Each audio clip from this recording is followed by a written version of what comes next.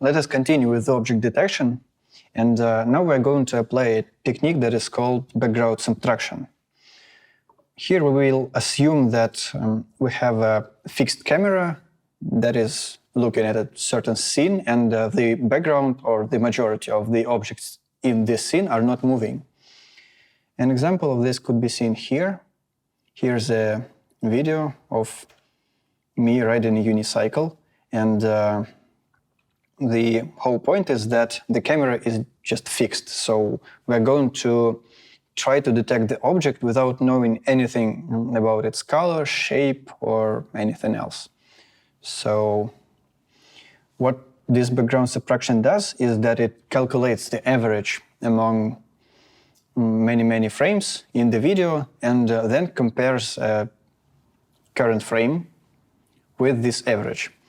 If an object is moving with some reasonably high speed, it will differ from all the averages in all the points of the frame. That's the idea, and there's nothing much more complicated than that.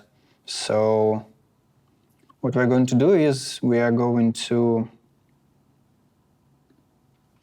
copy-paste this code in order not to lose anything. So the previous cell is for object detection, and that's fine. And here we are going to get rid of the unnecessary parts. Here I will set this video capture to read the frames of this video.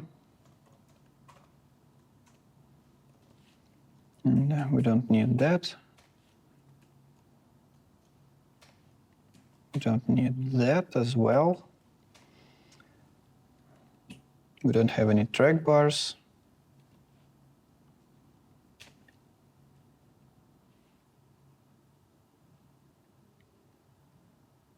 Okay, so slightly running ahead of myself.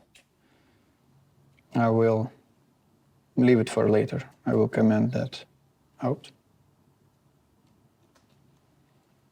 And now let us try to, I will even comment this. So let us try to calculate the average of the frames. We can do it in the following way.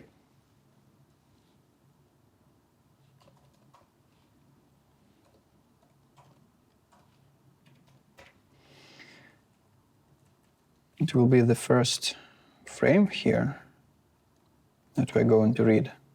So my idea is that if this code is being run on a new camera or with a new video with different dimensions, different size of the frame, it will still work because the storage for the background will be just the frame from the camera. The shapes of the frames don't usually change while the camera is running, so it should work. And first of all, let us try to do just something, okay? Background. Let us try to add the current frame to the background.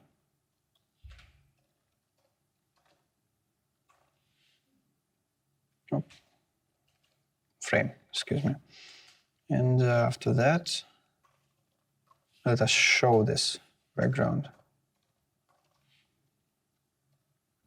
What do you think will happen here? Let's check. So we don't see anything reasonable, right? There are some overflows all over the place, and we even have some errors. Right, so let's try to figure out what's wrong. First, we have to get back the release of the camera if we have broken the loop. After that, another thing is we have to check if the frame is being read correctly. If it's not, we have to reopen the video again. But that's not the main issue, that's not the core point that I'm trying to make. The main thing is that here we were not calculating the average, we were calculating the sum. So we'll have to do something with that as well. First, let's handle the improper reading or incorrect reading. If success is false, I'm writing in C style, forgive me that, but that's just for clarity. Okay, so if we cannot read the frame, first let us release the camera. If we cannot read the frame, the video has ended.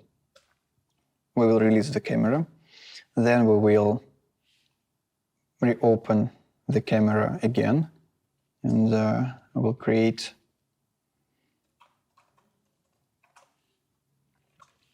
a string variable for the name of the video in order for us not to change this name into places in the code. Okay, so here it will be video path, and here it will be basically the same thing. Video path again. And the last thing that we need to do is we have to instantly switch to the next iteration, because we don't have any reasonable frame here. Okay, so then let us try to do the following.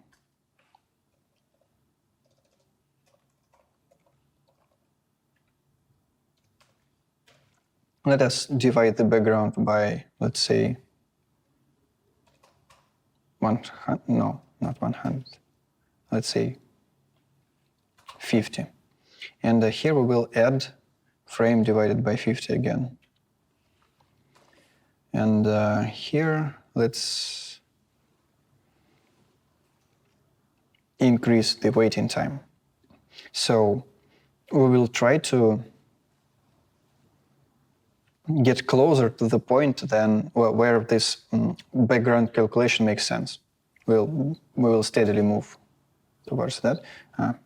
Okay, so there's something not functioning because we cannot really divide things like that. Cannot.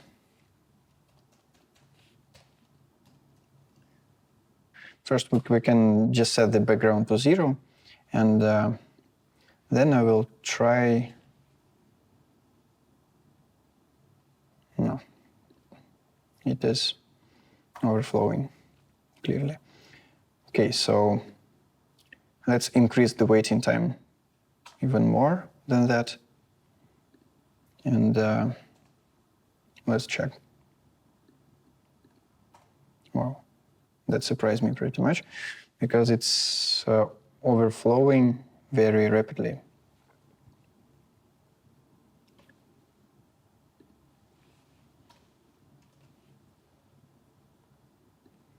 Okay, so what happens here is that we can clearly see that there's too much light in the frame, or the values just keep increasing.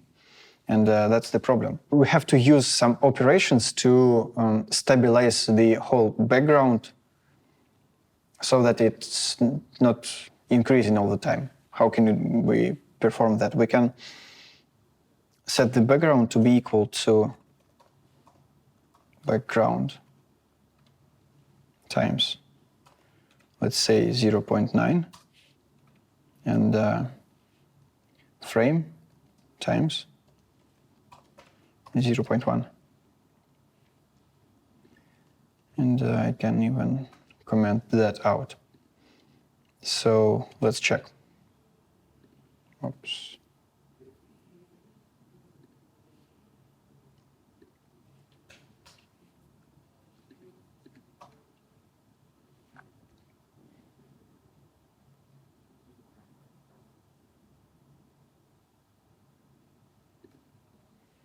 Okay, let's check just line by line. If we do it like this, the whole image has to supposed to decay, doesn't it?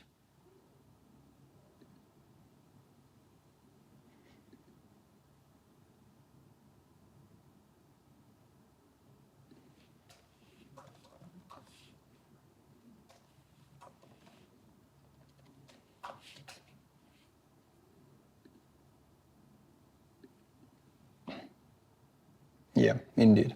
So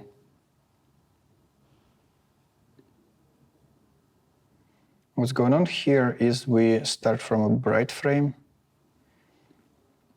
Why is it bright? That's well, yeah. Let's just show the first image. Let's show the background.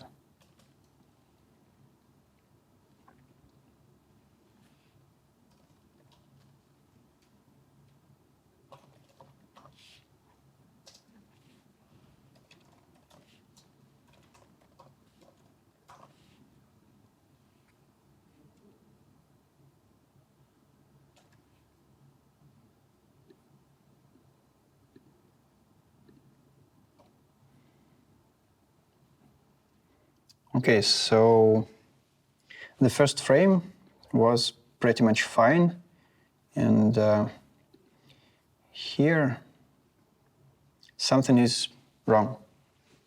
Okay, so let's try to fix it. First, let us show the frame itself.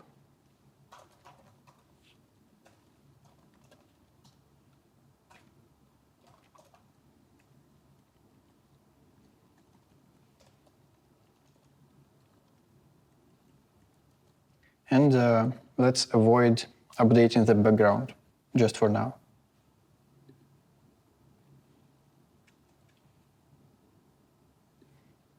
Okay, so here's the background. There's no human yet, and that's just the first frame of the whole video. Okay, and after that, let us bring back this line of code and set a rule for the background update.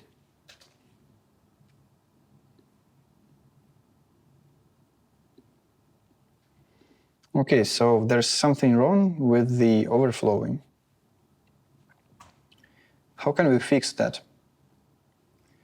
We can use the function in the OpenCV that is made specifically to do that, exactly that.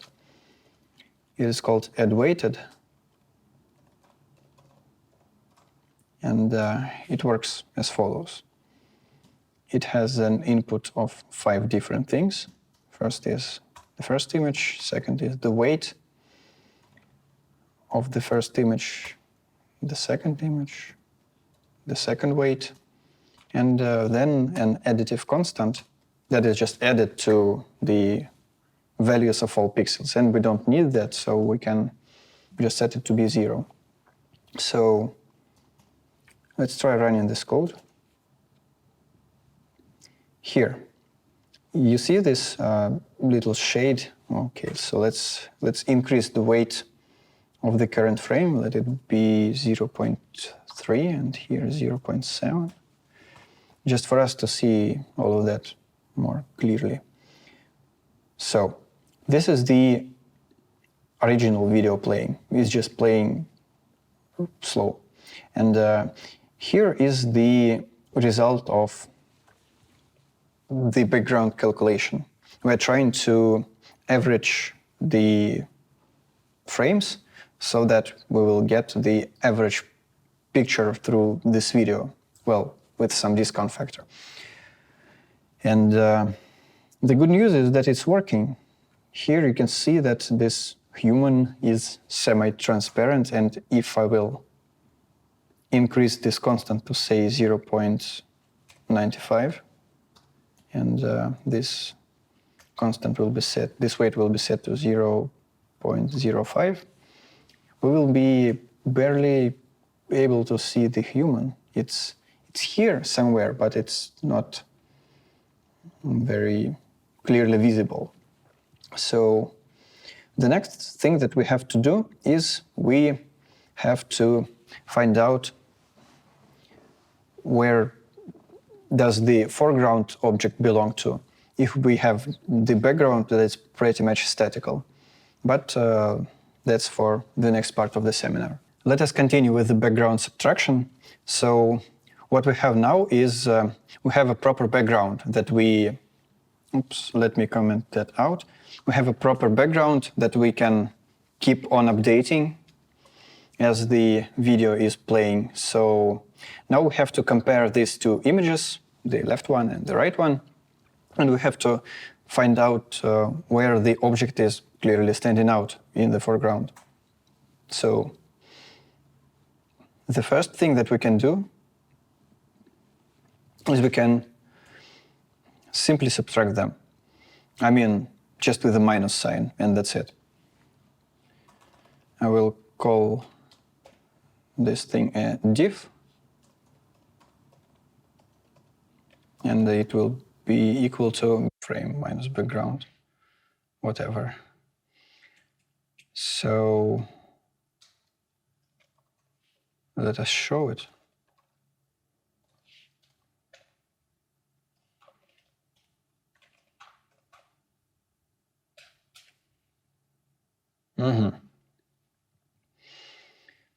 Well, for now we don't have anything reasonable here. First, we can notice that there is something going on with the overflow, right?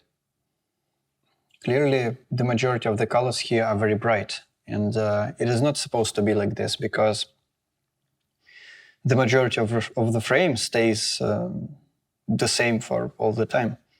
So let us maybe do this in different order. Let's check if it helps. Well, it doesn't really help that much. So what we can do is that we can use a built-in OpenCV function that does exactly this. So it avoids overflow, and it gives us, as a result, the absolute difference of two images.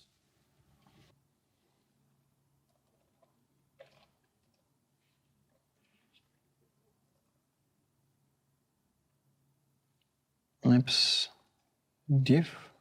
I believe it's like this. Well, we will know if I'm mistaken. And as the arguments, we have to pass here basically these two images. So let's check. Nope. There is no such function. Then it should be in camel case. No. Okay, let me Google that.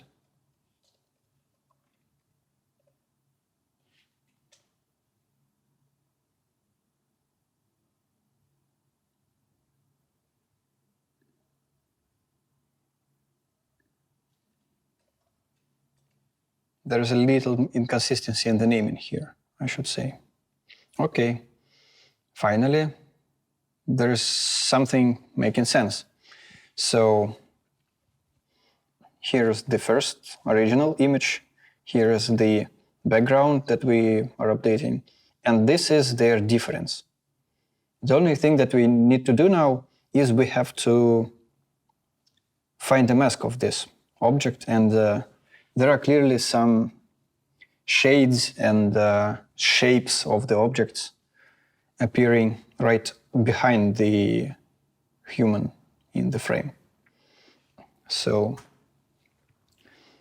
this diff is a regular three-dimensional array, and we can apply a simple color-based filter.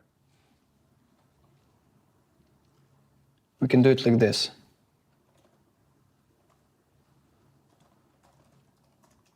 Foreground mask will be created as follows.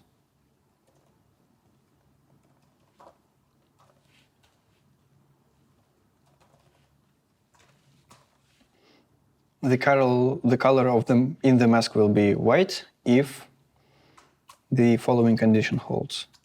So we will consider the pixels with all the channels being greater than 30 to be the pixels of the human. And regarding the upper limit, the sky is the limit. So now I'm going to show this mask.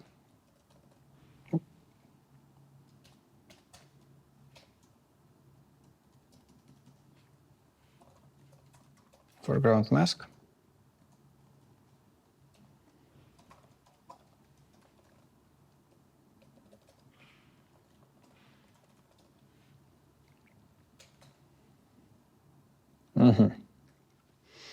Okay, seems like this is a bit too much. So let us make this condition a bit easier, and also will increase the waiting time.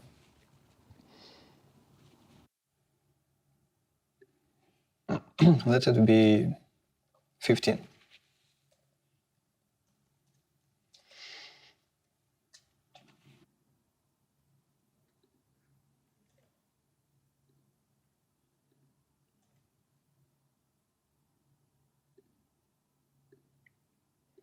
Okay, so as we can see, the program is starting and it's terminated right after.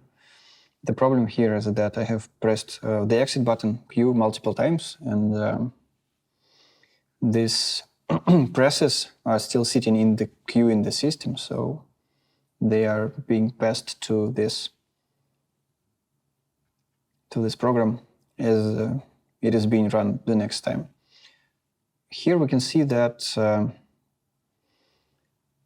I did some overshooting. That's too much.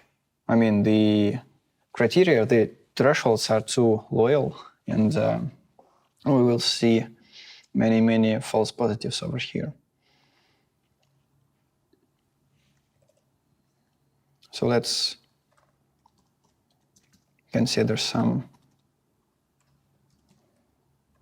value in between. That seems to be fine. So what we can do now is we can try applying some heavy morphology. Or even, let's lower these thresholds just slightly. So a little bit 20, 20, 20. Yeah, that's pretty much fine. And after that, let us apply some morphology. I will uncomment this, and I will move it here. So instead of opening, we need closing here. And the kernel clearly should be much bigger than 3. Let's just try to set it to 13, just randomly. We have to experiment for a bit. Okay, mask is not defined because it's foreground mask.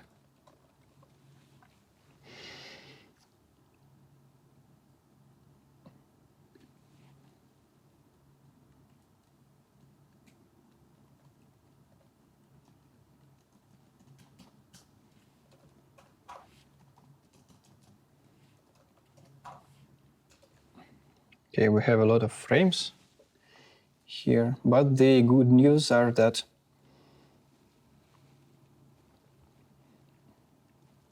this morphological operation pretty much did what it was supposed to do. It's not perfect by any means, but it's kind of working. So let's try applying connected components analysis after that. We have to start from here. And yeah, the rest is pretty much fine. So if the area of the connected component is greater than 500, we will see it being displayed. Almost. Okay, so here should be morph.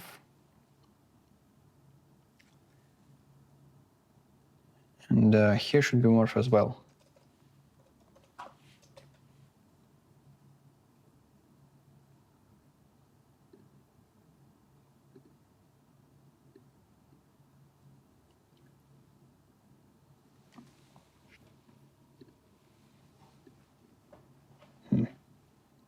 That's weird. Okay, so let's do a couple of things. First of all, let's showing the frame here. Let's comment the first frame or even remove it completely. We don't need it anymore. The frame is not supposed to be shown here.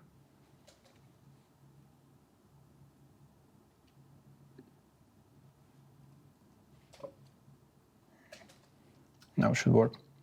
Okay.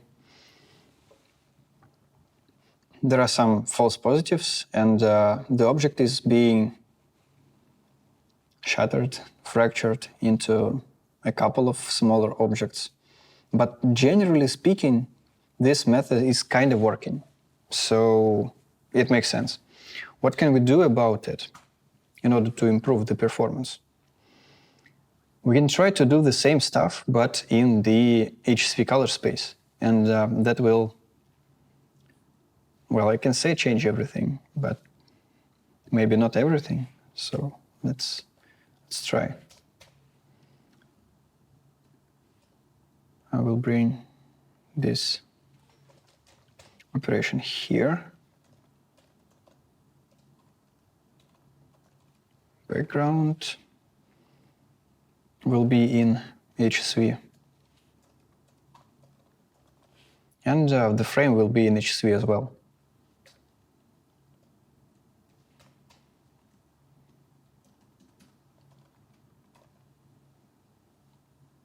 Okay, so it's better to do it like this.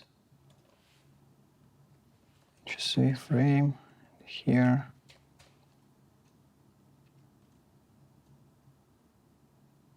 Okay, let it be just background. Okay, so here we have to substitute it, to change it to be HSV frame. And I believe we're pretty much done. So let's try. Let's check. Let's check the difference.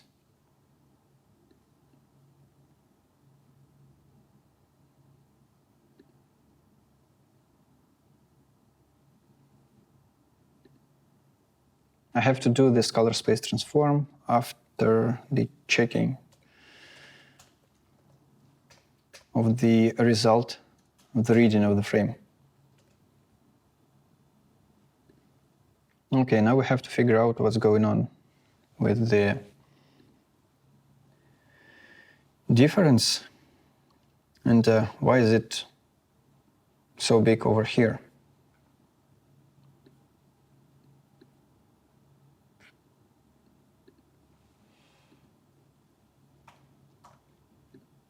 Let's check certain channels of the diff frame.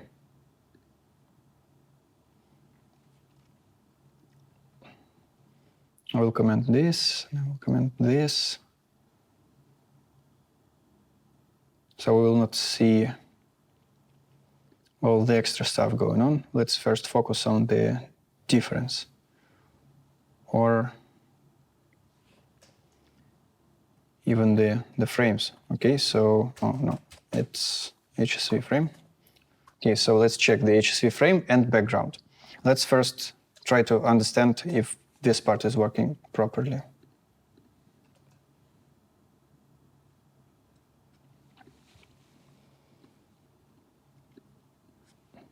Okay, frame.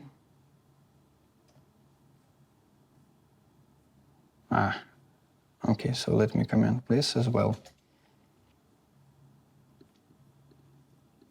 Background and frame.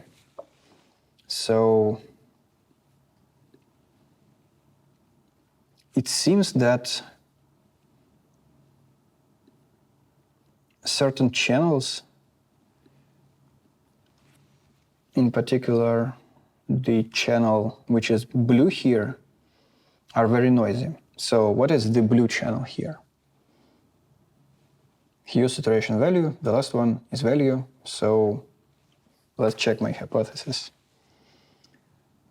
I will show on the screen only the last channel of those two images. And I will even comment the difference. So, are they really noisy? Well, yes, I mean one of them, this one. I hope that it's visible. It's noisy over here. So it really makes sense when the difference is that in that channel is big as well. Okay. we can try setting up different thresholds over here. We can set it to be 120, so we're just almost ignoring the difference. No. Foreground mask means that, yeah, right, that's fine. So the difference should be big enough for us to consider it to be an element of foreground. Okay, so let's check the result, the difference here, if we have set up the threshold to be higher.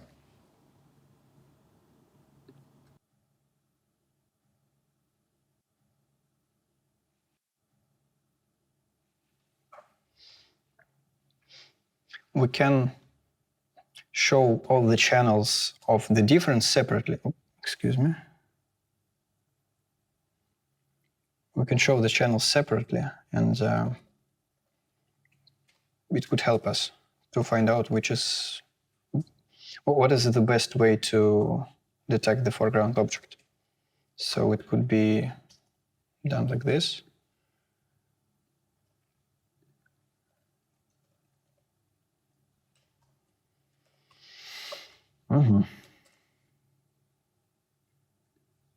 This is the different, what? Really? So you see the differences in channel number 1 is very huge. Somehow. It happens so that the difference is big. And the difference in channel number 0 is big as well because of the noise. So it really makes sense for us to try to detect the difference here in channel number 2. But here's a car that is that has a big enough value of difference somehow, even though it's not moving. It's clearly not moving anywhere. Okay, so let's have a look on the background and the frame.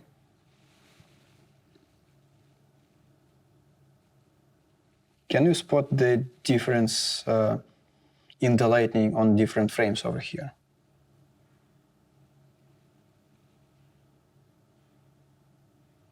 So the lighting conditions are changing somehow, or something else is going on with the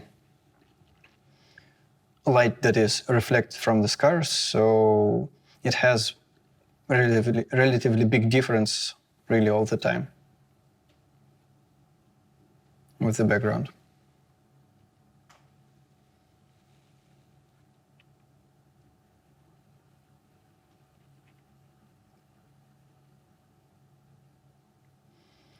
Okay, let's try to experiment with that. We can set the coefficient of the background to be 0.9 and of the current frame 0.1.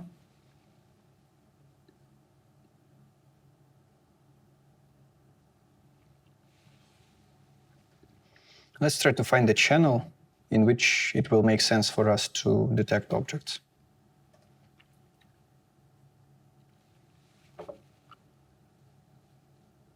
Wait. I was so wrong. Okay, so can you spot the mistake over here? Well, the cursor is giving you the hint. The problem here is that we have to use HSV frame over here.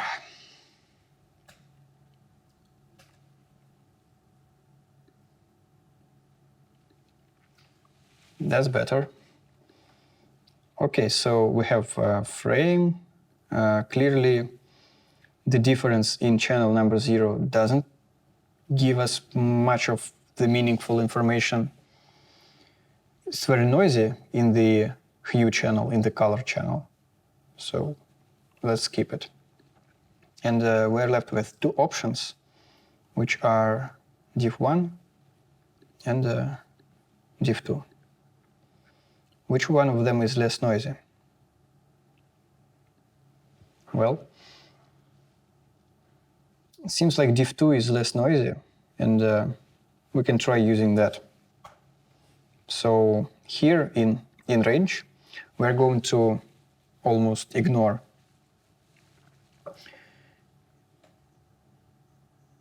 the difference in the third channel, channel number 2. Oh, sorry. We're going to almost ignore the channel number 0, which stands for hue, for the color tone. And we will not really do that much.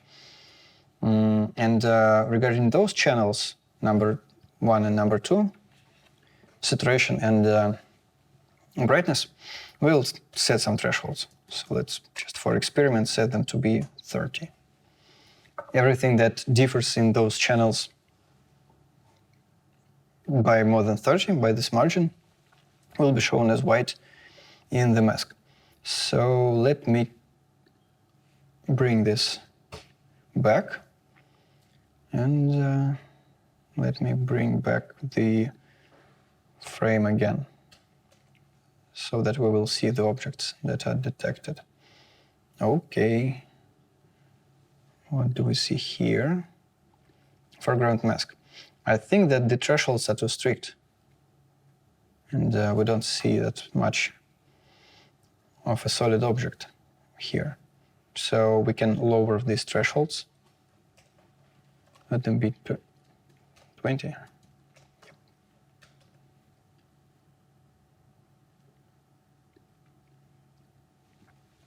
Okay, so this is a foreground mask, and it clearly has some extra pieces behind it. Why so? Because I have changed these values. You see, when we are assigning higher coefficient to the current frame, it contributes to the whole background. And after the object is removed, there is some story of presence of this object in the background. So let's lower that to, let's say, 0.3. And here will be 0.97. And I think it will be much better. Yes, it's much better. We can further lower the coefficient, the threshold, in this channel and in this channel as well. Let's see. Yep, that's pretty much functioning. And after that, we have to apply the morphology. It is being applied. Let's now show the result of the morphology. Here. Well, maybe that's too much over here. So there are some blobs, some areas where the presence of objects that are not here is visible. So let's make the threshold slightly higher, maybe 18. And finally, let's check what's going on with the objects being detected. Okay, so let's set the area threshold to be higher than this. Maybe it could be 2,500. Why not? And that will give us a single object for almost all the time. So, as a quick recap, what have we done here? We had a video with a stationary camera that was looking to a certain scene, and there was an object that was moving constantly. And we were interested in detecting this object without any prior knowledge about its color, shape, direction, or whatever else. What have we done? First, we have transformed these frames into H3 color space.